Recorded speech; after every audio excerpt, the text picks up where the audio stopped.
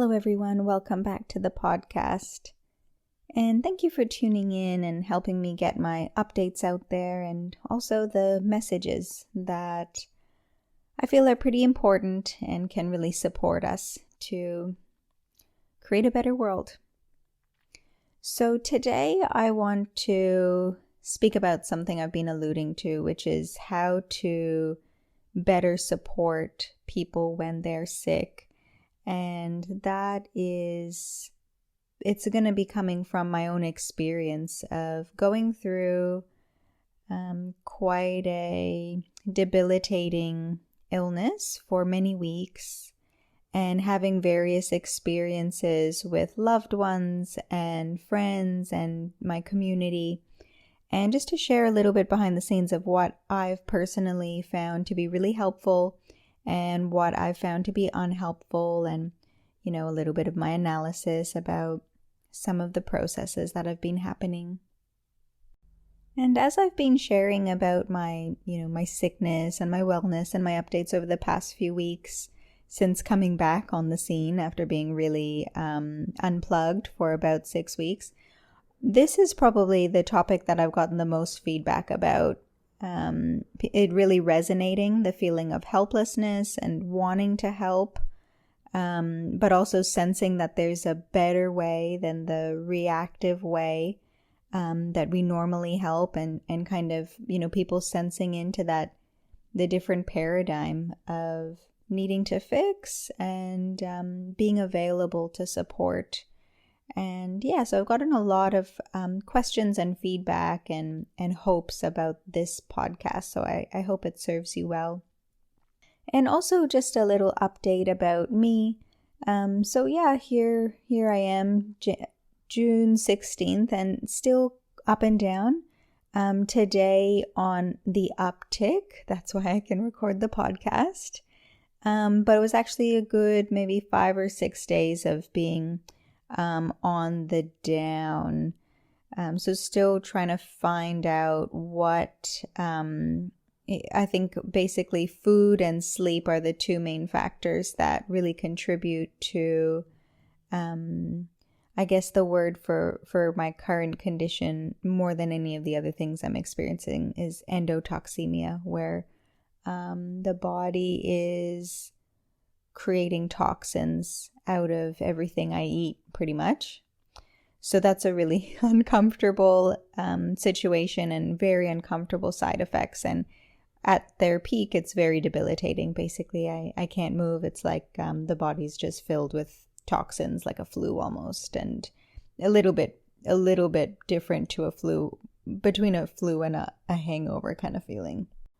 So I'm well and truly at the beginning of my healing journey, but I've never quite felt like I've been at the beginning of my healing journey when it comes to my chronic health issues. It's always been stabs in the dark, so it feels optimistic. It's definitely really challenging and really sad a lot of the time. Just to see what has happened to my body and, to see the kind of situation I'm in right now and not being able to, even really go for a walk or enjoy life the way that I used to. But at the same time, it's very optimistic, and there is a lot of joy and a lot of beauty and a lot of smiles in my experience as well. In my meditations and in my experiences. So at the beginning of the healing journey is my update. So now about how to best or better support people who are sick in our lives. And what that comes down to me is this idea of being trauma informed. And the word has so many meanings that it's quite diluted, and I don't want to use it in this context, but it is absolutely, for me, gets to the heart of what we need to consider. So trauma is basically, not an event as in the way that we're speaking about it as psychological condition and experience, that trauma isn't an event. It's actually just a reduced capacity to relate to life. So some way we have responded to life, some experiences that we've had, somehow, through so many different ways, something has happened that reduces our capacity to relate to life. So it's really an experience of stress that is like a chronic stress. And then we have different degrees of it and different formats that it comes in. It can be more relational. It can be more from a shock experience. It can be more complex and from experiences over time. So trauma just means that we have a reduced capacity to relate to life. And being trauma informed means understanding both the mechanisms of how that can happen, the reality of how widespread it is, and also the ways that we can support people to increase their capacity or at least reduce further harm to this capacity that is decreased. So under that definition, all sick people are experiencing trauma in some ways, or sick people can be experiencing that, but really all of our communities have an experience of trauma. All of us have a reduced capacity. Okay, it's a generalization. Most people have a reduced capacity to relate to life, especially at different times. And then especially, it's not always evident. So there may be weeks or months where you feel really full, but under certain circumstances, the reduced capacity that is evident in our system becomes apparent, or it shows up. So this reduced capacity isn't always apparent in every activity that we do. But for a lot of people it is, I guess, in some ways. So ideally, when we want to support people, we want to be building this idea of being trauma informed, or understanding how do people experience this reduced capacity, or how are people suffering. And the reason I want to use this lens is because it takes away the rule book of the phrases we're supposed to say, the actions we're supposed to do, the behaviors, these kinds of manuals that we get through popular culture and through social media about how to relate to someone when they're sick. You should never say this. You should always ask this. This is how you support someone. So those kinds of, that manualized version about how to be helpful is the old paradigm. Actually, what we need is to be more connected ourselves and have our priority to be connected to each other. Someone sent me an email back about the podcast, and they were in agreement of something, and they used the words, or Janita had messaged, and she said, pause, sense, and respond. And really that's the kind of approach we want to take. So we can't have a manual about what to say in each of those steps. It's more of an approach. We need to pause.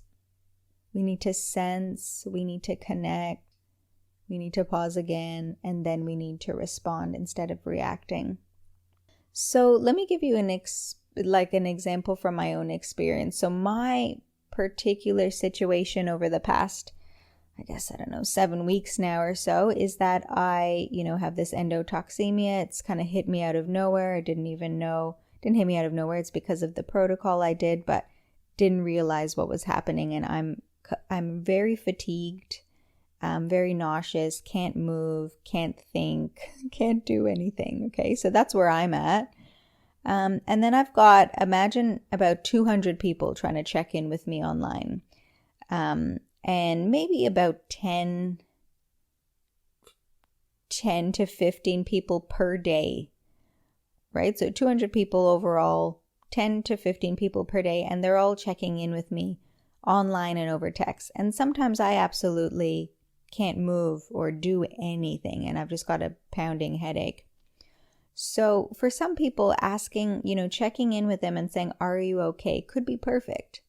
But for me to have all of those questions coming and the answer is, I feel like absolute shit and I'm going down deeper and it's the worst. Like, I don't want to have to text that to 10 people every day. So in that case, for me, that isn't helpful, but it's coming from my beautiful community, and what they want is to connect with me because they know, my family, my friends, they know that connection is the medicine unconsciously. They know that, when someone's sick, you either don't really care or you really want to connect and help them. There's, one of those two kind of situations. You feel like, okay, that's really sad, they're sick and I should feel sorry for that person. Or you're like, oh, I really want to connect to this person. So those people who are really connected to me, they want to connect. But asking, "Are you okay?" doesn't connect to me. It ends up being a failed attempt because I have to employ some effort, very small because of where I'm at, to disconnect from that communication so that I don't have to reply in a way that's really unhelpful for me. So messages for me in my situation that have been really helpful are the ones that are saying, "I know you're going through a lot, conserve your energy and feel free to reply, whenever you want." The messages that have offered distance healing, so either sending love or sending healing energy, especially in more elaborate ways of sending out those messages, which absolutely don't require a reply. 3 weeks later, I can say thank you if I want to. And also because I did specifically ask for that online. I said, please send me distance healing. So those distance healing kind of messages have been really helpful. Offering of services and resources are also really helpful. So saying, hey, I don't know what it is you need, if, and then providing a menu. If you need me to get you groceries or cook you a meal, and kind of, giving me a list of things that I know that they are willing to do is really helpful. The message that says, let me know if you need anything. I don't know what you're willing to do. So that, is another whole conversation.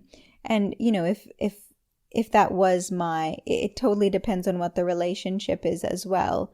So if it's someone who's a kind of more distant acquaintance that says that, I'm going to be less likely to start to engage and find out what it is that they're willing to do and what times and stuff. But if it's someone's close to me who is already engaged in supporting me, then, let me know if you need anything. I already kind of know what it is that they're available for. And, things for me personally, sharing the podcast, supporting the studio, like things that actually support me are going to support me. So that comes back to that pause and sense and connect, and then offer and respond some support and offer some support. So yeah, the messages that are, drilling me with questions about what's happened, what's going on, those are not as helpful for my particular situation. For someone else, it might make them feel connected that this person is really interested in me. So for me, when I've put out, public posts and specifically said, don't ask me, one thing that can help is don't ask me questions that many people are probably asking me. Then, I've already stated what will be helpful. So into the more unhelpful category, and again, this one's hard, but I'm just going to give you my own experience of this.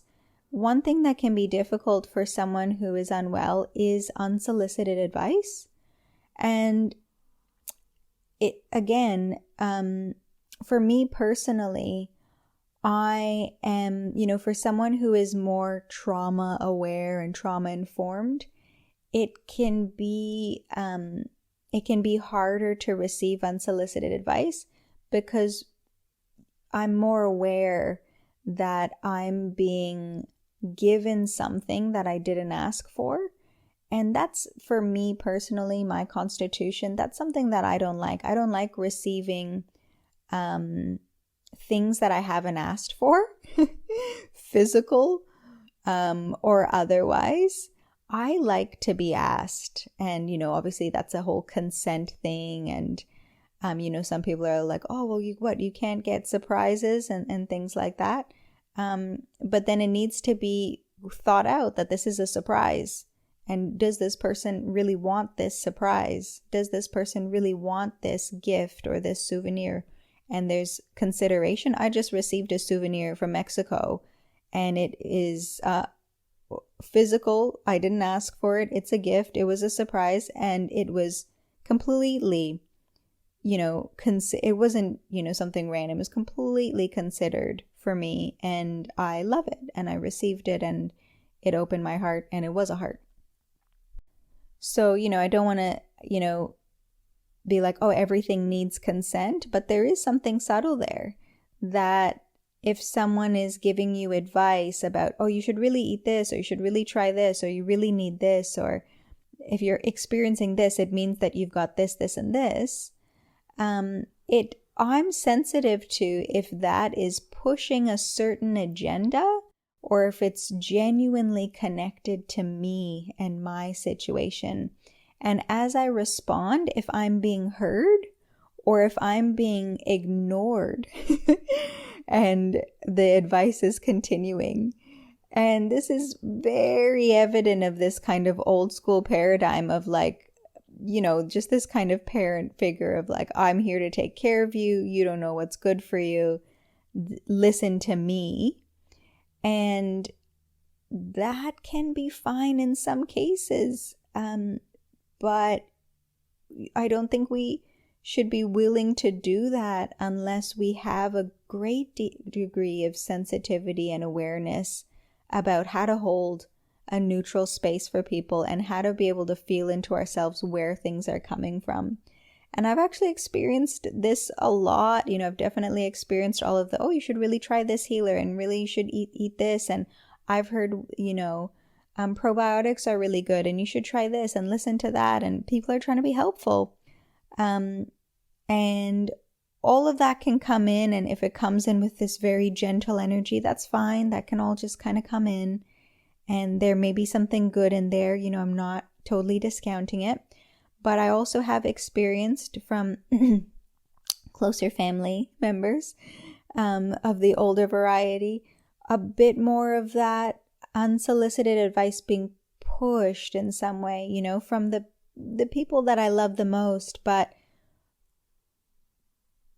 even to the degree of coercion and actually from an aggressive, luckily I haven't experienced too much of this, and I'm fully understanding that, some of the older generation they're just in a different paradigm.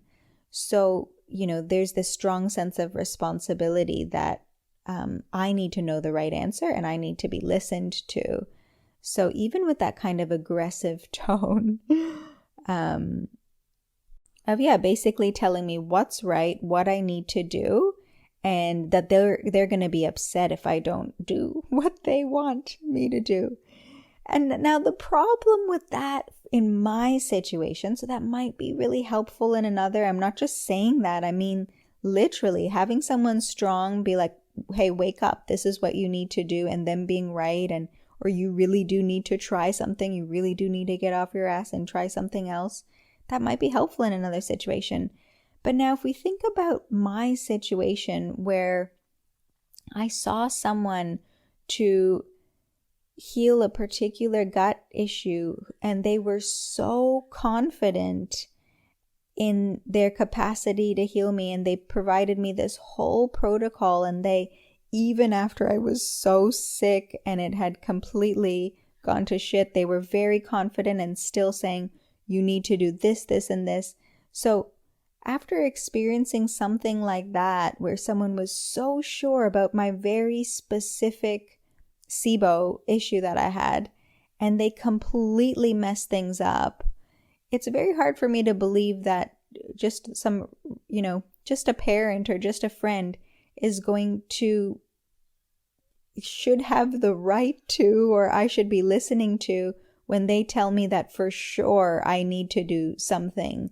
Now that I'm seeing a specialist, it kind of makes sense that I really shouldn't be listening to anyone else. And this is something I've known for a very long time, that there are a million opinions on every single supplement, food type, diet type, protocol approach. There's different opinions and different sides to all of it. You need someone.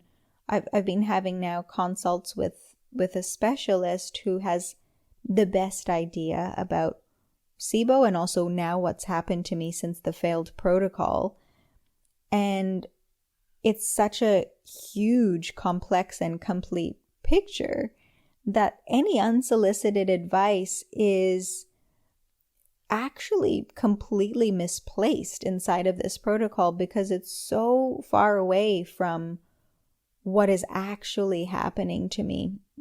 If this other healer who was so confident could mess things up so bad, definitely people with their, kind of pharmacy knowledge and, people who have read blogs and articles and things about different, you should really be having probiotics, or you should really be trying homeopathy, or you should really be trying acupuncture, you should really be trying all these things. It's just, yes, I'm sure it worked for you and something could work for me, but also I can't even move most of the time. So it's just really unhelpful to have to kind of defend against any of those more aggressive forms of unsolicited advice. And like I said, especially for someone who is more trauma informed and understands the subtlety of having someone do something to you, not for you, but in order to make themselves feel better.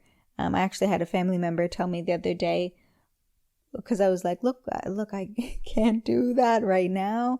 I'm very interested in what you've shared. You're obviously really, really keen on that. And I will, do that when I can. And actually, the point is for me to feel better, not for you to feel better. And they were like, well, I'll feel better when you feel better. So when someone ties their feeling good into your feeling good, that is, something that we should definitely bring awareness to, because that can cause us to behave in ways that are trying to coerce the other person to do something that does not feel in alignment with them.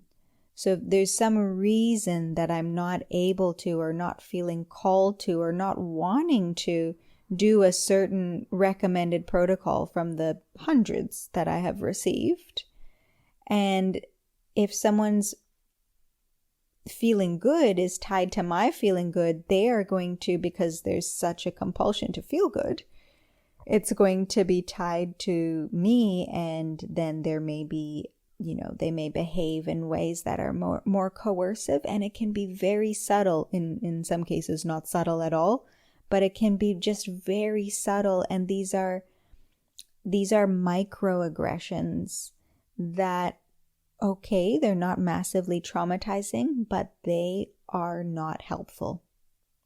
And the whole point of this podcast and the whole point of this kind of shift is, how can we recognize what is not helpful? How can we recognize what's a bit more helpful and start to lean into the helpful category? And like I mentioned a few podcasts back, that we're coming to the end or middle of the end of the TEFT, which is all about the shift in the paradigm. And it's just so fascinating, and it's just so ingrained, the old paradigm. We're living in it, breathing in it, and we're yearning, especially the younger generations, we're yearning to get out of it. We're also being shamed for being in that older paradigm, but not really understanding how to shift out of it. So I think in the coming weeks, we'll have a podcast just outlining and pulling apart how to make that shift more. So thank you so much for tuning in, and let me know what you think of the podcast. We'll put up a post inside the Facebook group so you can comment there, and because I do receive a lot of private messages about the podcast, so it's great to have more of a group discussion about what your perspectives are. So thanks so much for listening, and I'll chat to you soon. Thank you for tuning in to the Functional Spirituality Podcast. If you enjoyed the show, make sure you subscribe by pressing the plus button on iTunes or the following button on Spotify. This is going to ensure that this resource is available and top of mind when you most need it. So please subscribe now.